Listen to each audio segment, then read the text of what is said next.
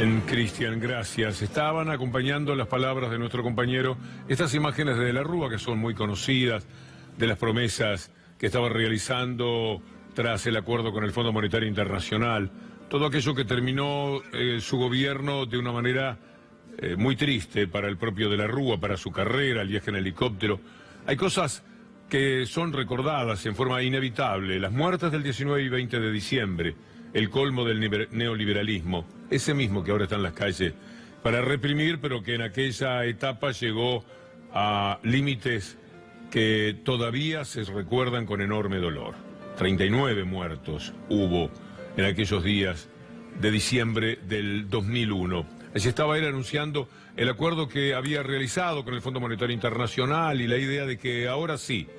Pero tiempo después, de la Rúa, que había protagonizado esto, dio declaraciones en las cuales, y las va a presentar la doctora Julia Estrada, por lo menos abdicaba de aquella compañía del Fondo Monetario Internacional.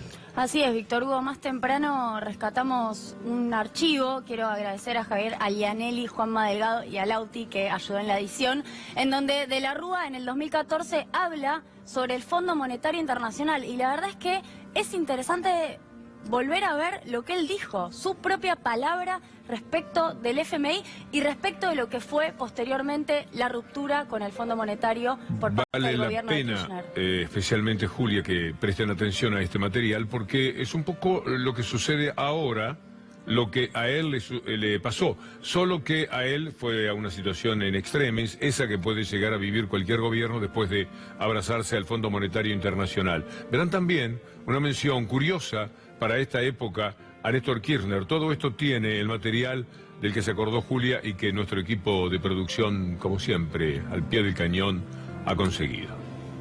Es cierto, eran días calientes, la economía andaba mal, pero ¿usted sabe por qué andaba mal? ¿Sabe cuáles eran los problemas que teníamos?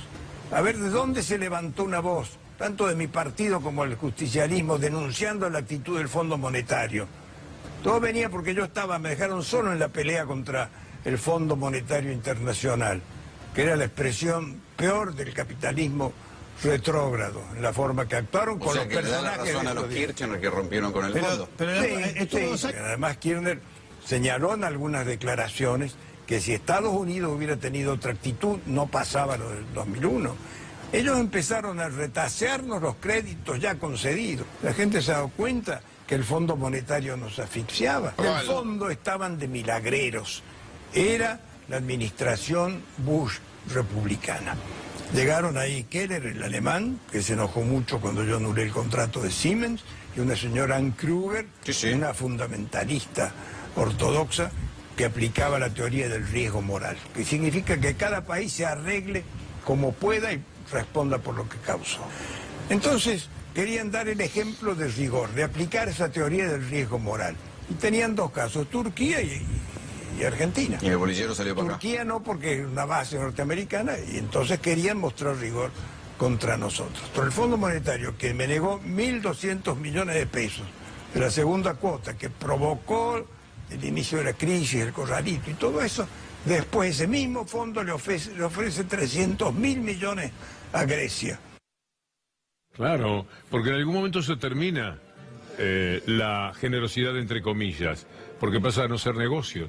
Es decir, el Fondo Monetario Internacional, que había dado todo ese dinero monstruoso que después hubo que pagar y todavía se está pagando, a De la Rúa lo deja solo porque no le da el último préstamo, Julia, y esto es lo que precipita una caída que de todas maneras se hubiera producido. Sí, y es muy interesante lo que él dice, porque primero revela la enorme dependencia argentina a los préstamos del FMI, que claramente lo que hizo ahí fue parar esa dependencia porque el FMI dejó de financiar. ¿Cuánto iba a durar la convertibilidad? Iba a durar el tiempo que nos quieran seguir financiando.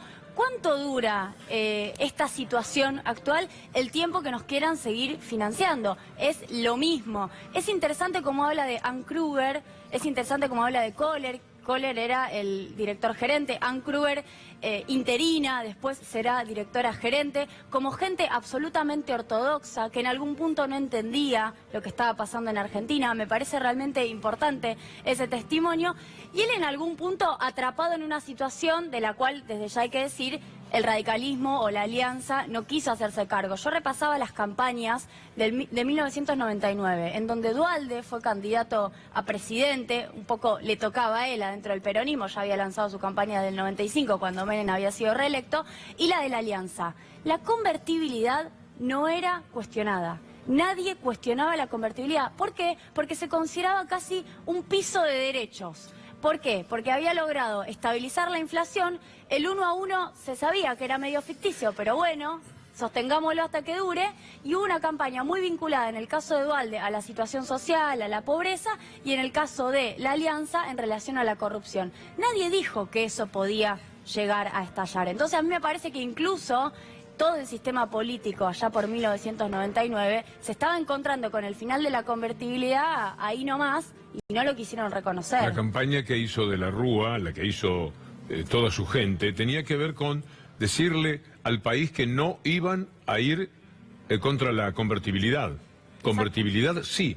Era una verdadera trampa que se había generado entre Cavallo, el Fondo Monetario Internacional y todo aquello que había sucedido. De la Rúa da pasos, llevado por sus ministros, etcétera, porque él tenía un evidente desconocimiento de todas estas cosas. Tanto es así que poco tiempo antes de terminar su gobierno había salido a decirle a la gente que bueno dar buenas noticias. Ahora estaba todo fantástico porque había procedido al megacanje primero, blindaje primero, megacanje después. Y entonces esto se suponía que era la panacea, la gran solución para la Argentina. En apenas 8 o 9 meses la situación se dio vuelta por completo. Sí, y yo siempre digo que se habla de los 5 presidentes del 2001, pero hay que hablar de los 3 ministros de Economía. Hay que hablar de Machinea, que asumió en el 99 con De la Rúa y se fue el 5 de marzo de 2001. Podemos decir que Machinea la vio temprano, ya se estaba quejando de la fuga de dólares para marzo de 2001. De López Murphy, que fue desde el 5 de marzo de 2001 hasta el 20 de marzo, estuvo 15 días, y luego Cavallo, a partir de marzo del 2001, agarró la papa caliente, se ve que ya es costumbre desde el 89 hacerlo, y impulsó, ahí sí, el megacanje que señala Víctor Hugo.